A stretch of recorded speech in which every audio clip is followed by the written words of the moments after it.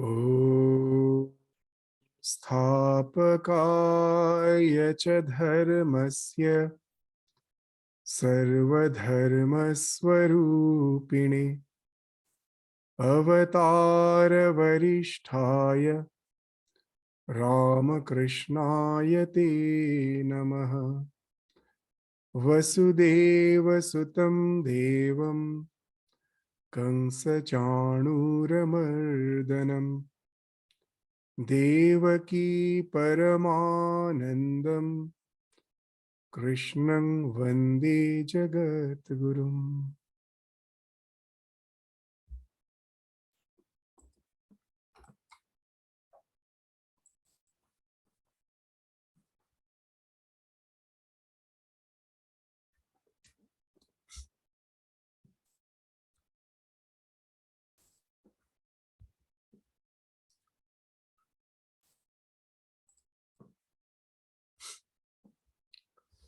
So in the last class, we were studying the 9th sloka of the 3rd chapter of Shrimad Bhagavad Gita. So here the real karma yoga, the concept of karma yoga starts in the Bhagavad Gita from this 9th sloka, where we find that we have the general notion that all the work increases our bondage.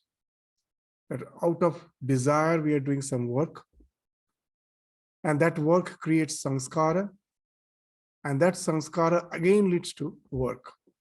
And this cycle goes on. As has been described by Shankaracharya, the cause of the transmigration of the jiva is this chakra, is this cycle of avidya, kama, karma. Avidya means ignorance.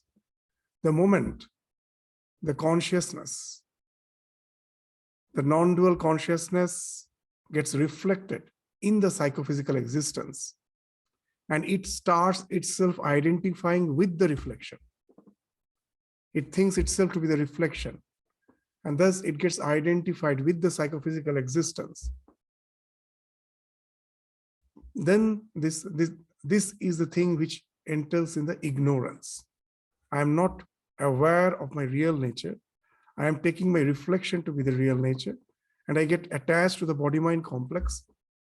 And now anything which happens to this body-mind complex, I think it happens to me. Actually, I am the witness, eternal witness. Nothing can affect me. But as I'm identified with the body-mind complex, anything which happens to the body, I think it happens to me. So this results in this ignorance, ajnana. All the ignorance now results in kama, the desire. That how from ignorance the desire come? That I feel myself limited. I'm just a limited psychophysical existence for its sustenance, for the sustenance of the body, which is me, as I've identified with it. I have to constantly take recourse to all the resources which is not me, that's outside in the universe. The entire universe outside is there for me to recourse, to take, just to proceed towards it, to grab it, and to make it my own, whether it be food or it my other possessions or my relations. Everything is something which is apart from me. The wealth, my relations, my position, which is everything is apart from me, that I have to acquire.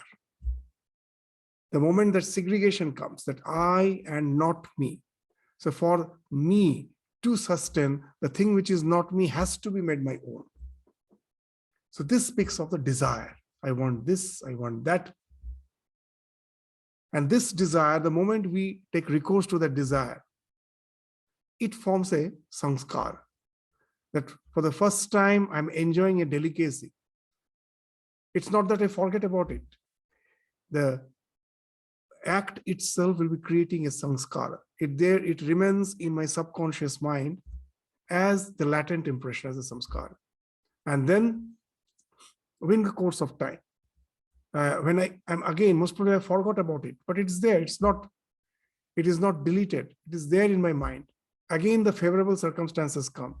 If I somehow go to a restaurant and open a menu book and I just see the name of that particular dish, which I do relished a few months back, suddenly the memory comes back.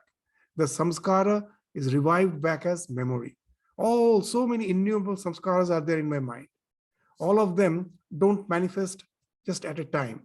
But as per the favorable circumstances, these all latent impressions are finding expression through my mind. And the moment it again finds expression, it comes back as memory, then I am again that motivated for that action. Oh, let me order this food, let me have it. So this speaks of avidya, kama, karma. And this goes on, not only for one life, life after life. So naturally, we feel that the moment we resort to action, it is going to intensify my bondage. So what's the way out? Can I stop all action? That also we found Bhagavan has described in the previous slokas, that in no way we can stop the action. Even if we don't want, our body, as long as it is alive, is constantly acting. Heart is beating, you're breathing, Sharira yatra pichate prasiddheda karma. That even for the Sharira yatra, for the sustenance of the body, for the maintenance of the body, the karma has to go on. So I cannot stop it. Then what's the way out? So the way out is to take out the desire factor. To give an example, that when the fan is revolving, what's the way I can stop the fan? Will anyone go and try to catch hold of the blades and try to stop the fan? No one will do that. They know that I will injure myself, I will damage the fan. The coils will get burnt off. I cannot stop the fan that way. What I have to do, I simply have to switch off the fan. When I switch off, the fan doesn't stop immediately. It still goes on revolving for some time because of its past momentum to stop ultimately. So the same thing, that it is the desire which is the switch, which is impelling me for action. I cannot stop it immediately, just the way I cannot hold the blade of the fan and stop it immediately. It damages me, it damages the fan. Similarly, trying to forcefully stop action is damaging. It can affect my psyche, it can affect my physical health, and it also stops the abhyudaya, that through me, whatever good has to be done for the world, that also I stop. I neither am helpful for the world, nor I am beneficial for myself. So that's not the way.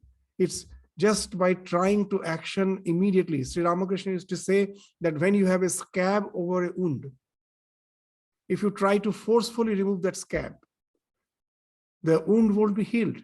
It will be lacerated. The wound will intensify. It will lacerate. You have to allow the scab to fall off automatically. That's the process of healing. So renunciation should come spontaneously. You cannot force renunciation. It is damaging. So how to spontaneously bring that renunciation? That let the actions goes on. Let me try to take out that desire, which is the switch, which is the driving factor behind all my actions. If I can do all my actions without any desire, the actions will continue because of the past momentum, because of my past samskaras. The actions will go on. I cannot stop it immediately. But if I take away that desire factor, which is the driving factor behind all my actions, gradually that my actions will lose its momentum and it will take me to that ultimate realization, ultimate spiritual illumination. So how to take away that desire factor? It's not easy. If I just say that don't desire, it's not easy. So Bhagavan throughout the Gita will be giving certain paradigms. He will open up certain portals for us, through which, if we can change our awareness, if we can alter our awareness, we can take a recourse to a different type of awareness. And then we find that the desire can gradually be got rid of. So the first such paradigm in Bhagavad Gita is the concept of yajna, so which we were studying in the last class. When we do action with the idea of yajna, that all the actions are nothing but yajna. It's like a sacrifice. It's not the limited fire sacrifice, the sacrifice in a much more encompassing sense, in a much more enlarged sense. So in that, with that attitude, when I'm doing action, that can entail in liberation. So again, just let us read that sloka and we will have a very quick recapitulation before we proceed to the next sloka. This yagyarthat karmana anyatra lokoyam karma vandhana tat artham karma kaunteya mukta sangha samachara. So the world is bound by actions other than those performed for the sake of yajna. Yagyarthat karma anyatra.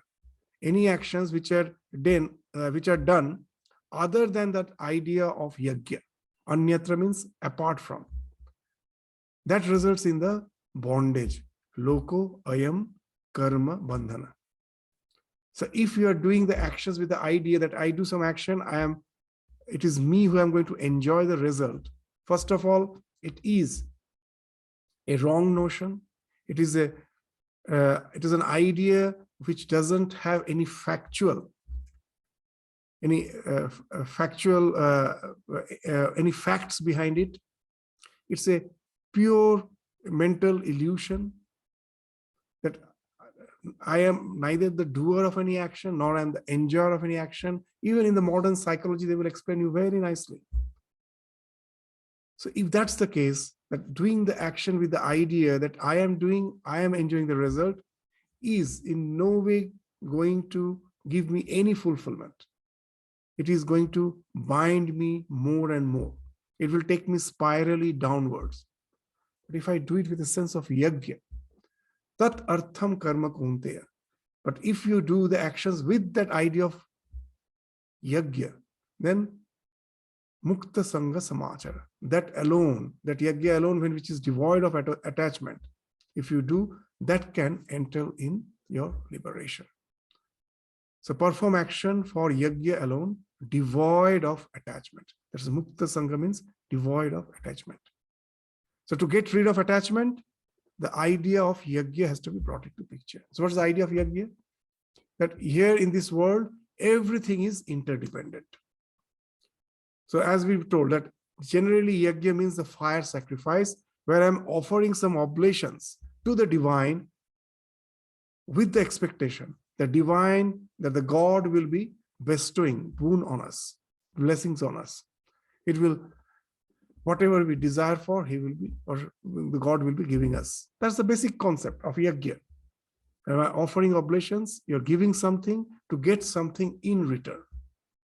So we will find this limited idea of yajna, even in the Vedas, have gradually become more all-encompassing. In Shatapatha Brahmana, this idea of yajna, which Bhagavad Gita has actually adapted from that Shatapatha Brahmana. What is that? That entire universe, constantly this yajna is going on. It is everywhere it is give and take. Nothing can stand apart as an existence, being totally cut off from the entire existence. Everything is constantly intermingling.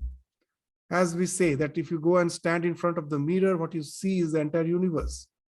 Because all the matters, the elements with which your body is made, nothing has been produced on this earth. This is nowadays the common term we use, that we are all stardust. Very interesting that even in the Vedic, in the Indian language, one of the forms of the Divine Mother is called Tara. Tarama. So this, and Tara means star. So when you say that we are all the sons, the daughters of Ma Tara, that's what we say. It actually indicates the same thing, that we are all we are all the son, the daughters of the star. We are all stardust, because not a single matter This carbon, hydrogen, oxygen, with whatever your body is made up.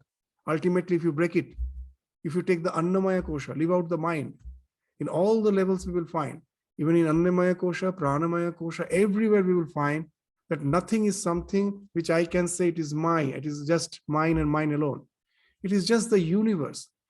We are just like a whirlpool. The entire universe is like a flow. From this flow, certain amount of matter is getting entrapped in the whirlpool, and it goes on revolving for some time, at last to be released, and the whirlpool goes on moving, taking up new matter, releasing new matter. You have seen if in the rivers, sometimes these whirlpools are there. So these whirlpools go on taking new matter and just go on releasing the new matter. And that's how this our entire existence is. We are like the small whirlpool in this flow of the universe. So nothing is something segregated, separate from the entire universe. So it is constantly this give and take is going on. So then this is the idea which Gita takes. There's the idea that when you're doing an action, that do it with the sense of yajna, that I cannot simply take and just without giving anything back, I just sustain myself. That is something carcinogenic. It is like the cancer cells. The cancer cells do that. They take the nutrients through the blood from this body, whatever you're taking, they're taking, like other cells they're taking. All other cells, they have a particular rate of growth. They can also grow very fast, but they won't do. They always maintain the balance with the entire body. But these cancerous cells somehow, they become extremely gluttonous. They take the food and they start multiplying beyond the rate with which the body is supposed to multiply. All other cells are supposed to multiply. And that speaks of that growth, the tumorous growth. These cells won't listen to the feedback from the body that don't grow at that fast pace. It won't listen. It just simply goes on grabbing. At last, it causes the death of the body. And with that, the cancer cells also die. They cannot live without the body. So it results in your degeneration. It results in the person's own degeneration also. So that's the thing which happens when we try to grab. So here, Bhagavan will be saying that in the next sloka, that idea of the sahayagya, that when the creation was made, God created the world along with yajna. So that's the idea which will be spoken of in the next sloka. So let's just, this 9th sloka we were discussing quite elaborately in the last class. The idea is that we have to do all the actions with yajna. Now in the succeeding slokas, the idea of yajna will be elaborated. Let us go along with the slokas to understand in details the idea of yajna.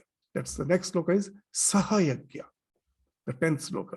Sahayagya praja srishtva purovacha prajapati anena prasavishwadhyam esha vosthishtva kamadhu.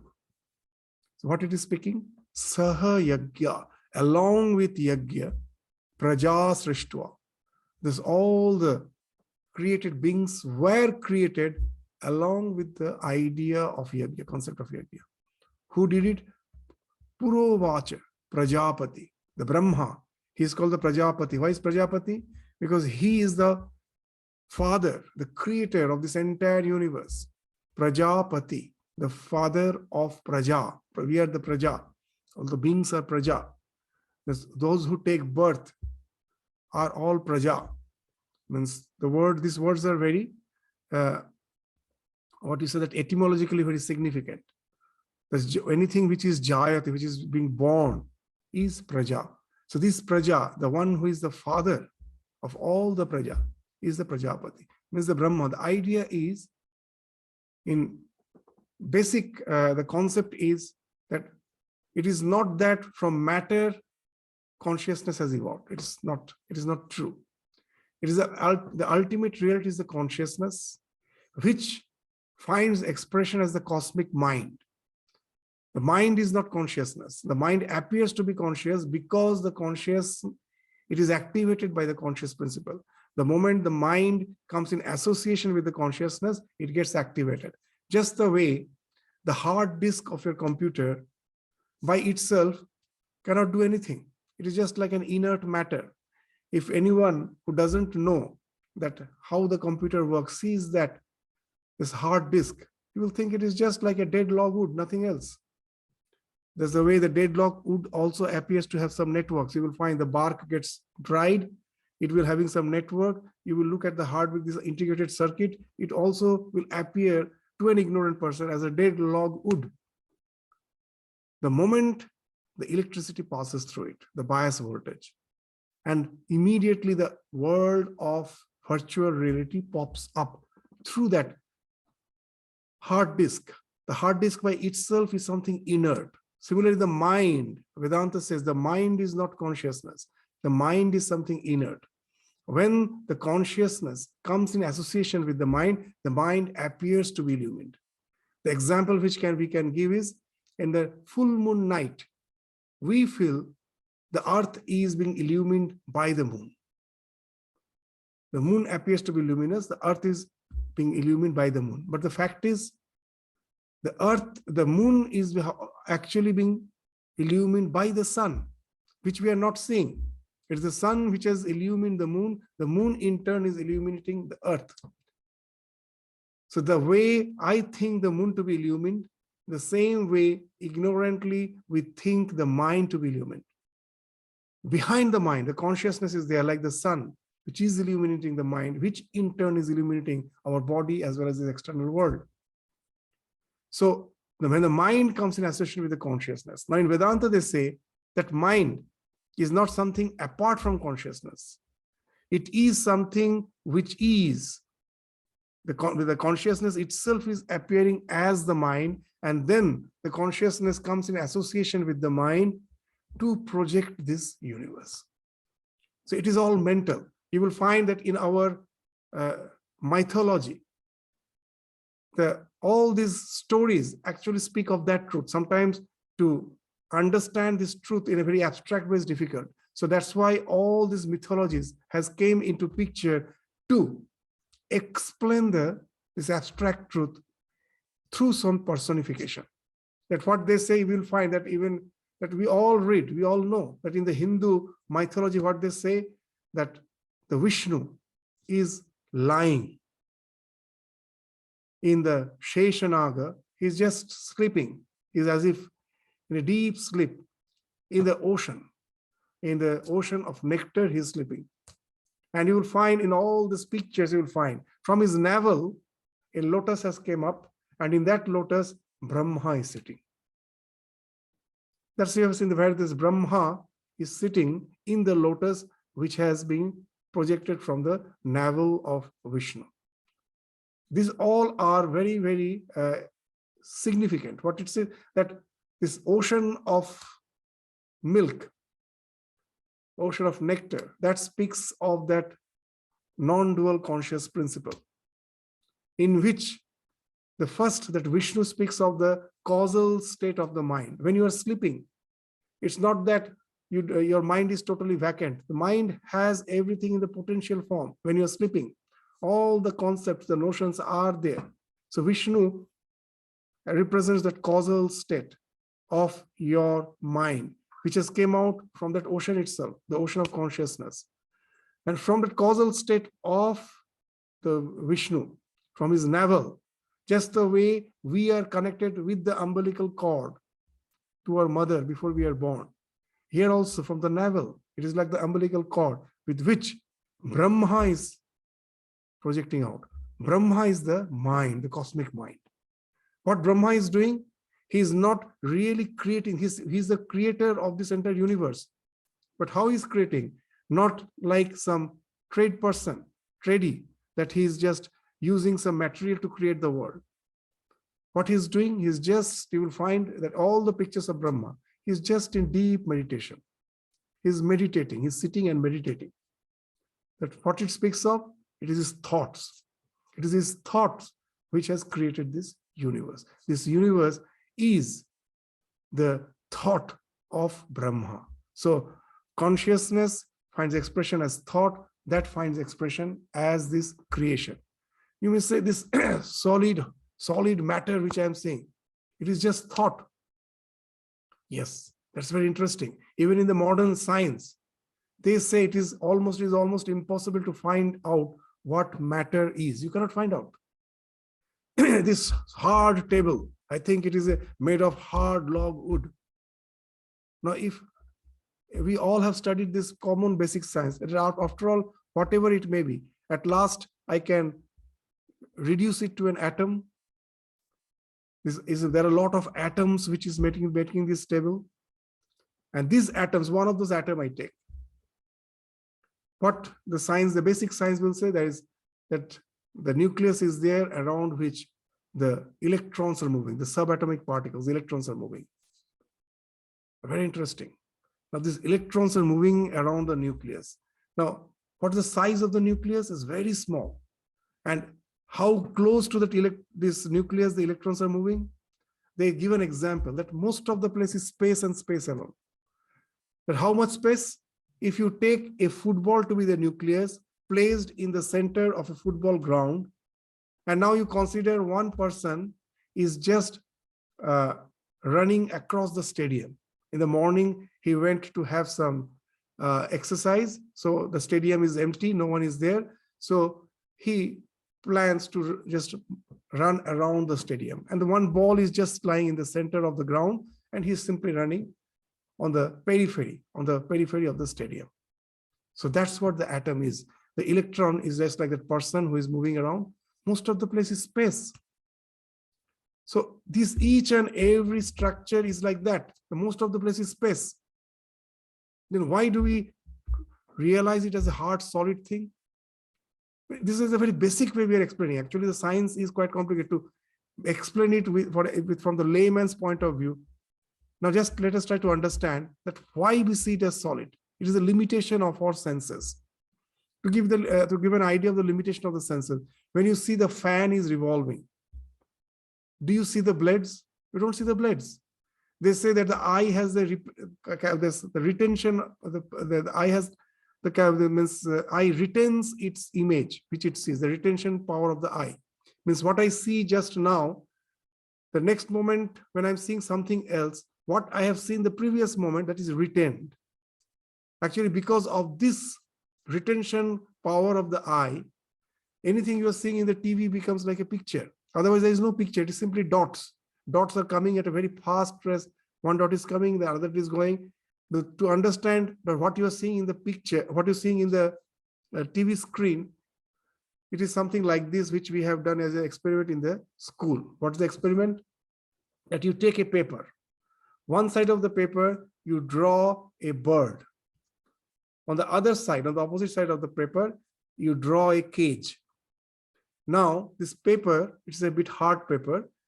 So from the bottom, you fix it with a stick so that when you rotate, the page also goes on flipping. So you just do it very fast. You will see the bird in the cage. What is happening? One moment you're seeing the bird, next moment you're seeing the cage as you're flipping it around. But as the eye retains the bird when you are seeing the cage, because eye has the retention capacity, for some milliseconds, it's still retains what it has seen in the previous moment. So as it is retaining, it is seeing the bird in the cage. Is it a fact? No. So same thing happens when the fan is not moving. I can clearly see the blades. But when it starts revolving, I see it as a disc. I don't see the blades because the eye is retaining. What I see this moment, it has gone, the next blade has come, and these two overlap. Now we will understand even in our perception. It is a limitation of the senses which is making us feel everything solid. Why? The electrons are moving at a tremendous fast pace. The world is, nothing is static. Everything is in motion. That's the idea behind the Shiva's Tandava Nritya. Everything is in tremendous motion. Because of the limitation of the senses, we feel everything is okay, static. In the Shiva's Tandava Nritya, one thing is very interesting. You will find that Shiva is dancing at a very fast pace. But if you look at his face, it is tranquil. And his hand is having Vara and Abhaya Mudra. Vara means that that nothing to be for, but there is nothing to be afraid of abhaya. And Vara is he's giving blessing, that though he's in tremendous motion, he is somehow having that apparently the appearance is that he's very calm. And within that motion, somehow this creation is sustained. That motion is, in spite of the fact it is a tremendous motion, it is not chaotic. It gives a type of that sustenance, that the earth is revolving at such a high speed across the sun. We all know. Do you feel it? When I'm in a train, I know I can experience the speed. At a much faster speed, we are every day constantly revolving. Do you feel it? No. We build a house on the solid structure of this earth, saying that, well, my house has a very strong foundation. But you will find that the earth is itself not static. Constantly the tectonic movements are going on. The Himalaya mountain is the product of the tectonic movement. The two plates have collided, and still it's colliding, resulting in that upsurge, which is that Himalaya is still growing. It is these plates which has collided. The thing which was ocean, that's why in the Himalayas you will find fossils of the ocean. All the ocean creatures fossils is in the Himalayas, which shows that it was actually in the ocean bed, which has came up as these mountains. So what it speaks of, that I think that I have created the house in a strong foundation, but the foundation itself is on these earth plates, which are constantly motion. So everything is in motion, which apparently gives the idea of calmness, tranquility, like the Shiva's face, who is in tremendous dance. Let's see, all these mythological characters actually speaks of the entire creation. So what it speaks of, tremendous motion. In that motion, constant give and take is going on. Everything is changing. But through that change, somehow, as it is not chaotic, there is a minute rhythm behind it, which is sustaining the universe. So constantly this flux is going on, and through that flux and this apparent sustenance is created, and that speaks of creation. See, just to take an atom bomb. When it explodes, it speaks of tremendous energy, the release of tremendous energy. But does it produce anything? No, it destroys everything. But that same nuclear power in a controlled fission, when you're using the same nuclear power in a controlled fission in the nuclear reactor, through that I can generate electricity. Through that I can do many productive things which can help us, benefit us. What it speaks of, that the expression of energy, if it is chaotic, it results in destruction. But the same energy, when I can do it in a controlled way, then it can result in something which is productive, which can sustain us. So the tremendous dance of Shiva, which is going on, the dance of Shiva is in the imagination of Brahma's mind. It appears to be a tremendous manifestation of energy, but behind that, some rhythm is there. And that rhythm speaks of yajna, the constant give and take, that nothing is there for its own sake. It is constantly, this interaction is going on. So you know to yourself to be just a part of that flux which is going on. You are getting something, but you have to give back in return without any sense of me and mine. So this speaks of, in the modern biological term, it speaks of symbiosis. That the ultimate reality is the Om, which is the Vachak of ultimate reality. It finds expression as Rim. The Rim is the Vachak of Shakti. And that Rim is not chaotic. It finds expression as Rhythm. This rhythm speaks of laws, rhythm. So there is some law behind that, rhythm behind that expression of energy. Otherwise, it would have resulted in destruction. So that law which is behind the expression of energy is the rhythm. The word rhythm in English has become rhythm. From rhythm, the word English. You will find etymologically these words are so interconnected. The rhythm is rhythm. So in the physical world, we find expression of the rhythm as all those laws, the gravitational laws, the electromagnetic laws. But in our moral world, there it finds expression as these do's and don'ts, as these moral things. We sometimes think that these are all man-made, that we should help others, we should be compassionate towards others. Sometimes the young man thinks all these are bogus. I have earned by my own effort. It is I who will enjoy the world. What is harm in selfishness? Selfishness is good, but that is beyond the law of nature. You cannot simply break the law, any law. If you can break a law, it is no more a law. Law means that which cannot be broken.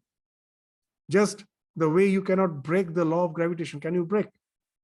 Just as you think I don't believe in gravitation, so let me jump from the top of the Dandenong Hills and I will fly because I don't believe in gravitation. Are you going to fly?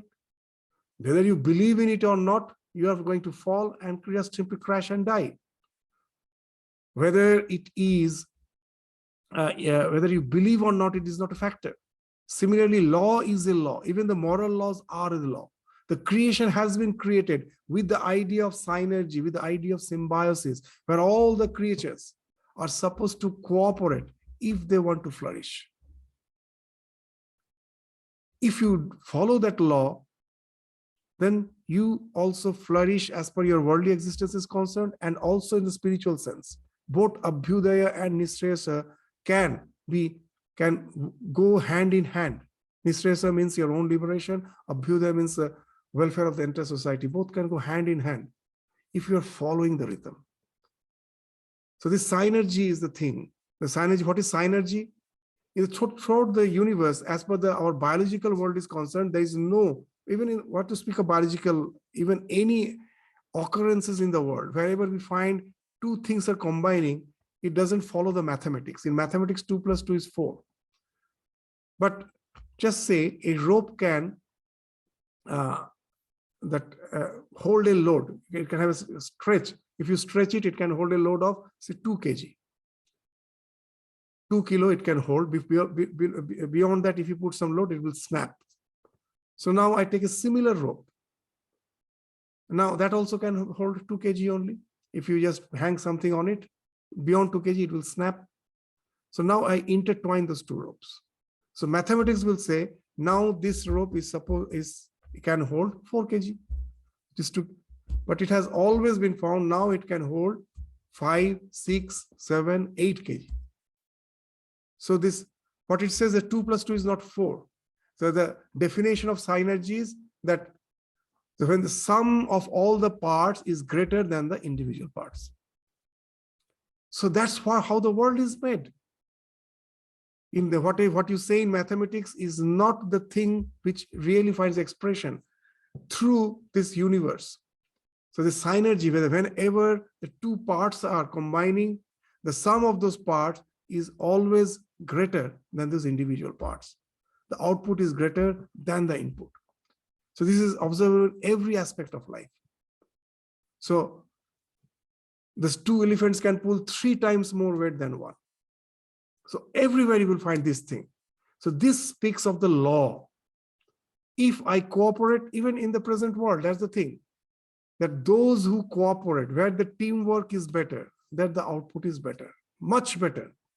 It's not just the addition of our individual talents. It is something much, much greater than that. So that's the thing, with that idea that I am just doing my part for the welfare of the collective. It is not just for the individual.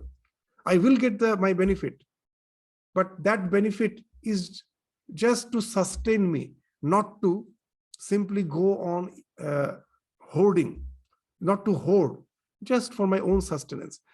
These ideas can be understood with the help of some real happenings, incidences in the lives.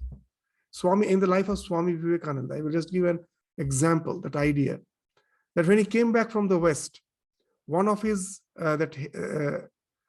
disciple, he was actually a stenographer. In those days, this electronic media was not there. So once, when Swami Vivekananda was in the West, now he was an inspired person. So whenever he had to talk, he has to give lecture, there was no preparation, whatever, just he will be in some exalted mood.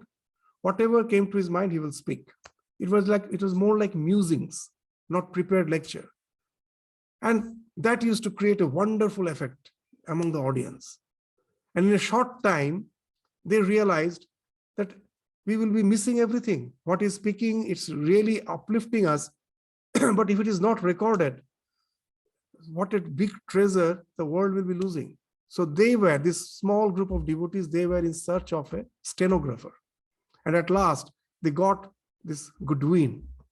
He was appointed as a stenographer of Swami Vivekananda so that he can take the shorthand notes of Swami Vivekananda's lectures.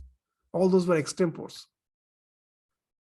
Now, in the process of taking notes of Swami Vivekananda's lectures, this Goodwin also got highly influenced by those ideas, because he came as a professional stenographer, but he became a devotee. So he became so devoted when Swami Vivekananda was returning to India after his work in the West, he was returning back. Goodwin decided just to come with Swamiji. So he forgot his profession and all. So he's just decided to come with Swamiji and serve him. When he came to India, and Swami Vivekananda was very ill, sick that time. He started developing a lot of ailments.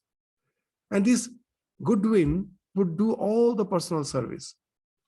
So even from this untwining the lace of his shoe, everything he will do. So it was something, a marvelous thing to see, that how dedicatedly he's working.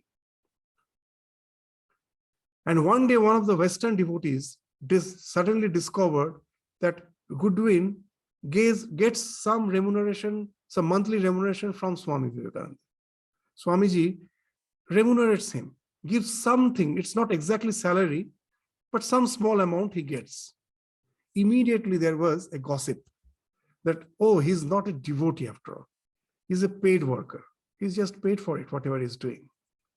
And this words at last came to Goodwin himself. The Goodwin also came to hear that what this gossip is going around. And what he reacted is something wonderful. Well, what he said is something very interesting. He told, yes, it's true that Swamiji do remunerate me. He's a kind person. He knows that when I left everything and came with him, my old mother is there in London, still there, and no one is there to look after her. For her care, he do give me some money. And I also accept that, just to send it to her, that money. So I do accept that money, which he gives me, and I do send it for my mother's sustenance. I do need that money. After saying that, he says, but no one should think that I serve Swamiji because of that money. I need that money because I have my mother to take care of. I do need that money. But the work which I do is just the outpour of my heart. I really love him. I do it from the bottom of my heart. It is not from the sense of bargaining that he gives my money. It is no mercenary attitude. I do it from the bottom of my heart as a service because I love him. I've dedicated my life to him. So this is the basic approach of Karma Yoga, that many may say that after all, I am going to my work, I am paid for it. Where can be the idea of Karma Yoga be there? After all, I am getting a salary for it. But the idea is that, yes, I have to have a salary because I have to sustain myself. I have a family. It has to be sustained. But let there not be any sense of mercenary sense that I am working just because of the money. My work is a big opportunity. There are so many people who has more talent than me. Let us be quite humble. That I have got a good job, that doesn't mean I am the most talented person. There are some other talented person. They have as good talents as me or even more talent than me, but I got that opportunity. I am the humble soul to accept that somehow the Daiva, there is some aspect which is not in my hand. It's a collective aspect that has enabled me to get this job. It is an opportunity. Now it has opened up a scope for me to serve the humanity. I get something, but I am not mercenary, that I don't calculate that how much I get for that only this much of work I give. The basic concept, of course, is that you are paid for your hours, but that makes us highly mercenary. I have seen some workers. We all have seen that work is a passion for them. They do get the money, but they work not for the money.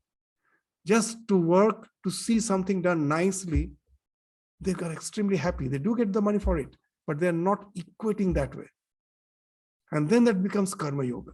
So you will find that the self-respect is the biggest thing which we can get from that type of work. Most of us have no self-respect. If you just think yourself as a mercenary, that I do what I'm paid for, it makes you just like a shopkeeper, nothing else. But the moment you start feeling that I work out of love for the humanity, for the entire creation, whatever comes is okay, that I need for my sustenance, but it is not just for that money. Actually, it is an opportunity for me. It has given a wonderful opportunity. So many do not get that opportunity. I got it. It has opened up a scope for me to serve others. And then your self-respect increases. No one can give respect. We all always try to get respect from others. Know it for certain. In this world, you can never get respect unless you have self-respect. When you really feel that you are worth living, that you have a self-respect, others will spontaneously start respecting you. You don't have to ask others that respect me. You won't have to. The more your self, you will find in the life of Ramakrishna, they say that his father, when he used to go for a dip in the village pond, he was in life, what he had to leave his own village, the previous village, the Dere Gram, because the zamindar there was extremely cruel. He wanted him as a false witness, for which he never agreed. So he took away all his property. He was almost destitute. He came and then settled in Kamarpukur. But he was a man of self-respect, that he knew that I never deviate from truth. I may have no wealth, nothing. And that created such a vibe with him, that when he used to go and take a dip in the pond, it's written in their life that others will wait. Let him just have a dip and come back. Then only we will go. No one will share the pond along with him. So what it speaks of, that when you really, that he has nothing, he has no wealth. He's almost a destitute. But that self-respect that has created, that is a tremendous, personality, which others also are bound to bow down before it. So when we can also create that way, that self-respect, that what I am doing, it has nothing to do with what I get. I do it out as a pour of my heart. It is just an outpour of my heart, love. The God has given me the opportunity. All the good feelings which I have, it is His. The love, compassion, it's through me He is working. I am just doing. I'm just doing my part. I'm just a small clog in the whole chain. And what work I have to do, I'm just doing. And there it's over. That gives a tremendous self-worth. And that's the idea of the Sahayagya. This world is constantly in a flux. You as such cannot hold on to anything. So whatever you're getting, give it back. Whatever the thing you're getting for your sustenance, whatever is required, of course you have the right to keep it. But rest, you give your energy, your resource, your labor, everything as an expression of your love for the divine. So that's the idea of yajna. So with that idea, the creator, Brahma, when he was mentally projecting this universe, he has projected along with that idea of yajna. So entire creation is sustained by that. Swami Vivekananda, in one of the lectures, in those days when the Darwin's theory of evolution was interpreted in a wrong way, that's the struggle for existence, survival of the fittest. The variation is in the creation is something which is there. If a father has 5 children, all the 5 won't be same. There will be variations. The variety is the law of nature, and then there will be struggle for existence. All are not equally equipped to fight with the nature. And then of them, those who are the fittest, they alone will survive. From that, the philosophy developed that if survival of the fittest is the law, and if all are not well equipped to struggle in the same way, Why not we accelerate the process of evolution by getting rid of those who are not fit to survive? So now, among the humanity, some started thinking that they are the only one who are fit to survive. You have to get rid of others. So this mass extinction in the Second World War is the product of the wrong understanding of the Charles Darwin theory. When Swami Vivekananda was going throughout the West, he sensed that. He was a prophet. He sensed that. When all were speaking of the great, what is this, that the Western culture, all were praising the Western culture. See how affluent it is, how developed it is. Swami Vivekananda was saying something interesting. He was saying, I see the entire Europe is sitting on the tip of a volcano, just to burst any moment. All were surprised. No one understood. Just it is in 1899. In another few decades, 2 devastating world war came. And he was going through the Europe and he found that how this idea of supremacy came, that we are the supreme race. We have the right to colonialize. We have the right to exploit others, exterminate others. That will accelerate the process of evolution. Hitler is the one who is considered as the villain of this modern history, but he's not something who is, again, is a separate person, just a simple personality. He's a product of this type of thought, which the Nietzsche's philosophy we find, that the one who said that we have nothing to do with God. If God was there, he is dead. God is dead. A very famous statement of Nietzsche that God is dead. And from him, this idea came, that is evolution. Has something to do with history. You see, the Greeks, were the merciless people, the entire Greek culture, they flourished by exterminating others. They were exploiting. Just see, if you see the history, you will find that evolution have worked.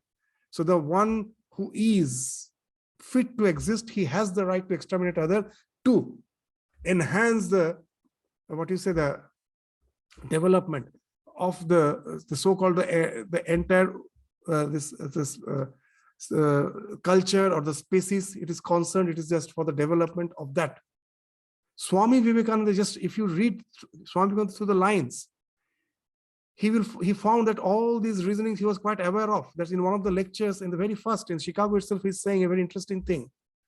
If what you say is correct, that it is just by the showing your power and prosperity and exterminating others, you go to the top. If that is true, then where is the Greek culture? Where is the Roman culture? They have all, they are no more, they have become extinct. Where the Romans used to rule, there you will find the cobwebs are waving the webs. That's what Swamiji is saying. It is all mass of ruins. If they were the most evolved race, where are they? Who remains? The Jesus who has been crucified. He remains. The one who was crucified, he has entered into the heart of the entire human being. What it speaks of? Sahayagya. The one who thought, my life is for all. I am the Son of God here to deliver my life as a sacrifice. He lives. He lives in the heart of the man. How many Roman empires name you know? Those who were in the might. How many of them are really, they are just in the books of the history. Are they in your hearts? No. But again, it speaks of Sahayagya. That's why Swamiji told, I see the entire Europe sitting on the peak of on the epic of this volcano. Anytime it is going to just simply burst because of the wrong understanding of the entire this civilization. This evolution never has happened because of competition. Actually, Darwin also never meant it. When he told that survival of the fittest, by fittest he meant that among the various species, those who cooperate with each other, they have the power to evolve. Others, those who are not cooperating, they get exterminated. That idea was there. People never understood. They misrepresented it. That's why Swami Vivekananda, in a very simple way, actually spoke of that idea of evolution. He told, if you see anywhere evolution is happening because of competition, because of exterminating others, know it for certain that it is just an accident because of some wrong notion. And it appears to be an evolution. Actual evolution has not happened. Actual evolution happens only when there is cooperation. And then he's giving a very simple example, which all can understand. What he's saying, suppose in a theater, a packed theater, some event is going on, and suddenly the screen drops, and there's an announcement, there's a fire. The theater is on fire, please move out. And then we find this tremendous chaos. All people are just jostling, trying to overtake others to move out of the hall. And there's a huge chaos, stampede. Most of them dies of stampede. Most of them cannot go out because all were trying to go out first. Only a few who were sitting near the exit could manage. Just a few could manage to go out, and most dies because of that fire. So would you say those few who came out are the evolved ones? They were just sitting near the exit. Somehow they escaped. Is there any, what you say, that criteria to say they're more evolved? And now Swamiji is saying, giving another example. Now suppose the same fire was there, and all these people decide to cooperate. Let's, in a queue, silently go out. What would have happened? Most of them would have came out. The casualties would have been minimum. Will you speak of this as an evolution, or the previous competition as an evolution? That has given an appearance of an evolution. There was a huge fight. A few came out. I say they are fit. Is that an evolution? But here we find all cooperated. Let us just don't lose our equanimity. Silently, let us cooperate with each other. Silently, we form a queue and go out. Wouldn't have that resulted in this abhyudaya, the welfare of all? All would have managed to come out. So this is a simple example. He's saying it is a cooperation which actually entails in evolution, which is in the modern biology they have started accepting. Now that this competition is being described in the terms of synergy. These words, 100 years back, it was not there. Symbiosis. That wherever you see synergy, wherever you see symbiosis, there only the evolution happens. And that's the idea. This sahayagya, if you translate it as symbiosis, as synergy, this sloka becomes vividly clear. That when the creator from his mind has created, in that thought process, the programming was cooperate with each other. Just let everything be the outpour of your heart. There's so many faculties God has given me. Why not use it as an opportunity to serve others? And there it ends. Know it for certain. You will prosper, the entire world will prosper. So that's what is being indicated in that when God, when Brahma, he created this universe, he created with the idea of yajna. And he told, what he told? Let you prosper and let this be the milch cow. The idea of milch cow is the Kamadhenu. That in our mythology it is mentioned that there is a Kamadhenu.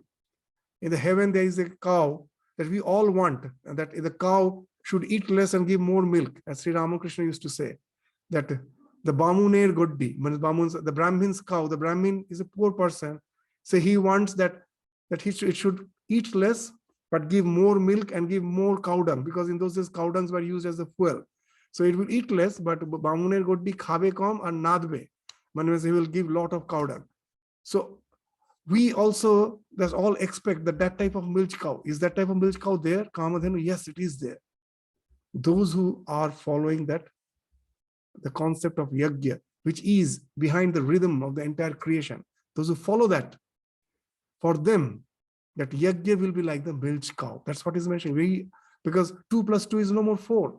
2 + 4 is 8. That looks like milch cow. It can give you a tremendous amount of output with less input. The idea of Kamadhuk is very less input, much, much greater. It is not just the summation of all the parts of the input. It is much greater than that. That speaks of the milch cow, the Kamadhenu. So this yajna can be your Kamadhenu. It speaks of that synergy where the individual parts, the summation of the individual parts is greater than any of this. What is the sum of all the parts is greater than the individual parts. That is synergy. So that is the Kamadhenu. That efficiency is much, much higher. The output is much greater than the input. And that's possible if we follow the rhythm with which the creation has been made. And that is the law which no one can break. Just the way I cannot break the law of gravitation, I cannot break the law of electromagnetism, I cannot break this law of yajna. So he has created this creation with that idea of yajna. Saha yajna praja srishtva. And after creating this Prajapati, what he told? That go and prosper with this idea of yajna. Let this be your Biljka. So that's the idea behind these slokas. You will find these slokas are wonderful. In these few lines, a huge gamut of knowledge is actually encrypted in that. Once we try to understand, if we come out from the limited sense of yajna, that it is just the fire sacrifice, that with the limited sense, what happens? We go on exploiting nature, and because of that, drought is there. We have exploited the nature for years together, and then the drought comes because there's all deforestation, no forest, where the rain will come. And now the drought comes. Now the Purahits, they will prescribe that brings the 10 kilos of ghee and all this firewood, and let us have a yajna, because in Gita it is mentioned from the yajna comes rain. Then next sloka will say of that. Next after, and there will be in India we found that this is a very limited understanding, very wrong understanding of the Bhagavad Gita, where I have already exploited the nature. I've just overgrazed the land. I have just cut off the trees. There is no rain. And now I'm just doing the fire sacrifice thinking the rain will come. From where it will come?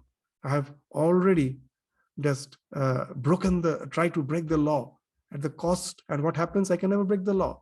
Now it is disintegrating me. It is destroying me.